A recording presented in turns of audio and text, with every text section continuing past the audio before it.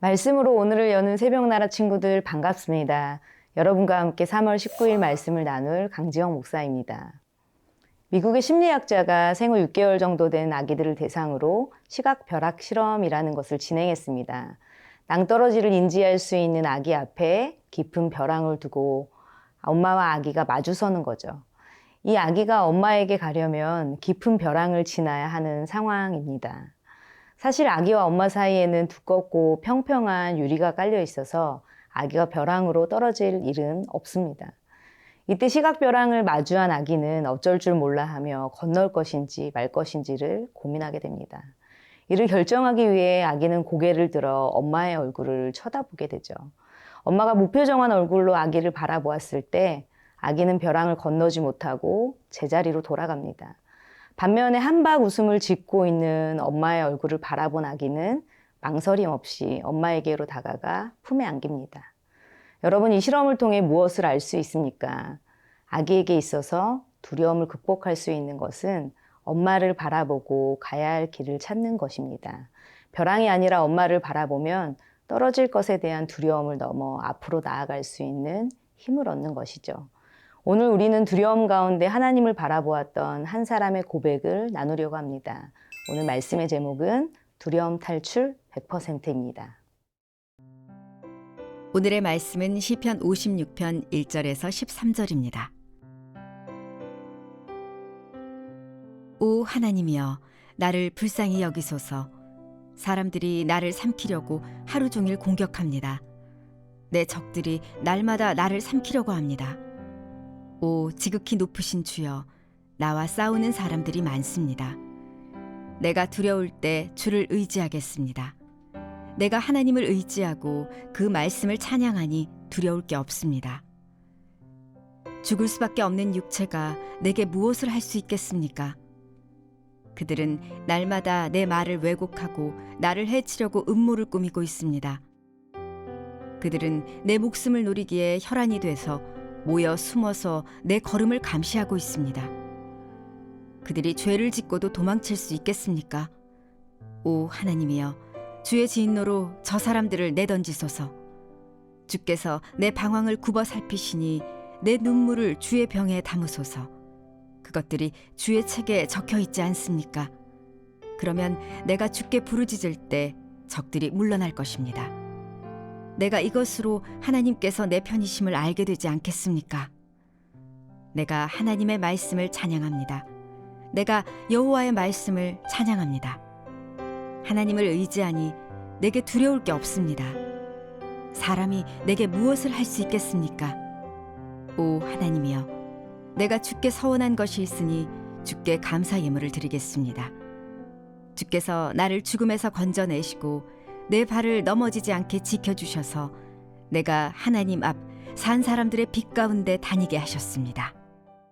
다윗은 자신을 쫓아 헤아려 하는 사울을 피해 블레셋의 가드까지 도망합니다. 그런데 그 블레셋 땅은 어떤 곳입니까? 다윗이 골리앗을 쓰러뜨린 곳이죠. 블레셋 사람들이 도망쳐온 다윗을 좋게 볼 리가 전혀 없습니다.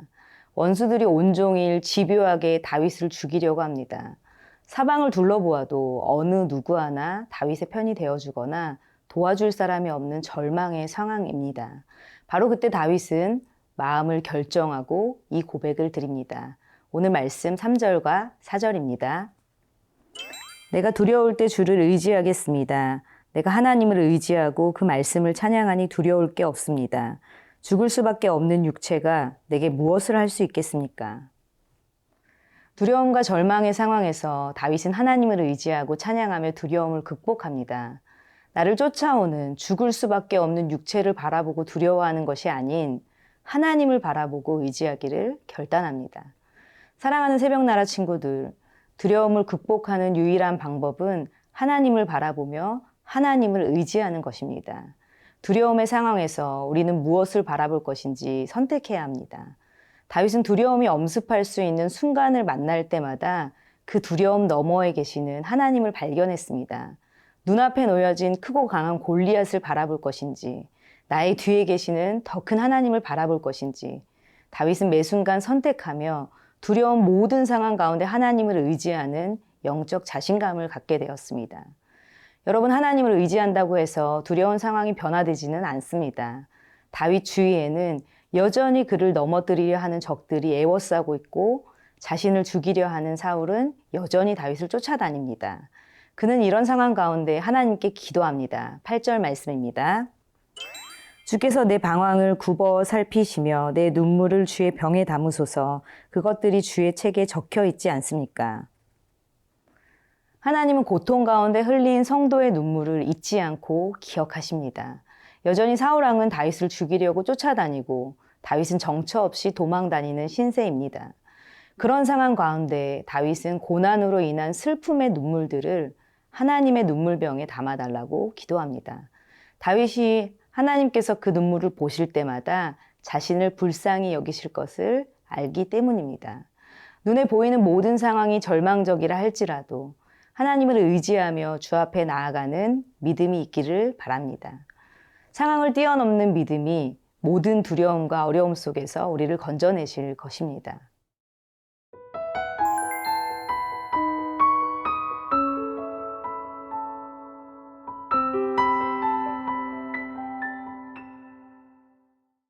다윗은 하나님이 자기 편이 되어서 원수들을 물리치실 것을 확신합니다. 그리고 이렇게 고백합니다. 11절 말씀입니다. 하나님을 의지하니 내게 두려울 게 없습니다. 사람이 내게 무엇을 할 수 있겠습니까? 하나님을 바라보니 더 이상 다윗에게는 두려울 것이 없습니다. 사람의 생명이 하나님 손에 달려 있는데 전능하신 하나님이 다윗 편에 계시는데 무엇이 두렵겠습니까?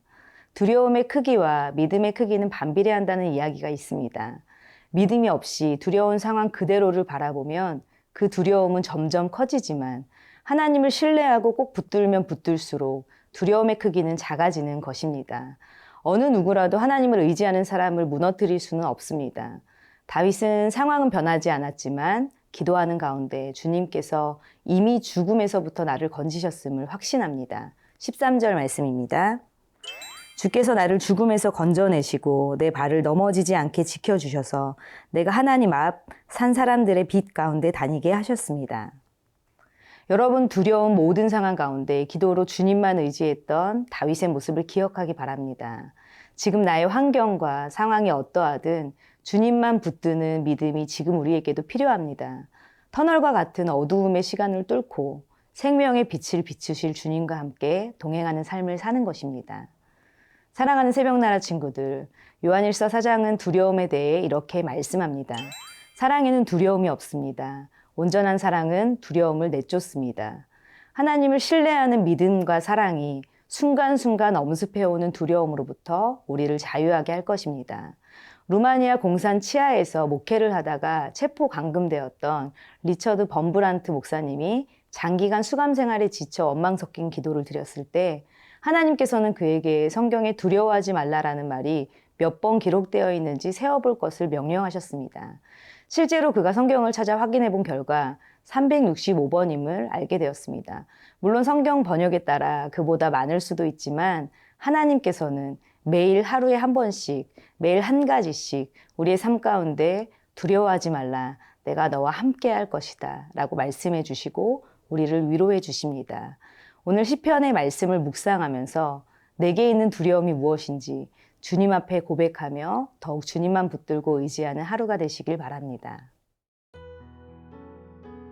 사랑하는 주님, 두렵고 어려운 순간마다 주님이 나와 함께 하심을 신뢰하고 더욱 주님을 바라보기 원합니다.